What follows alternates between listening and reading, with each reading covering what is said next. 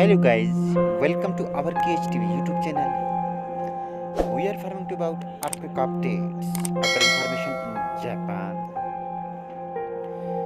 According to the German Search Geosciences for Geological Survey,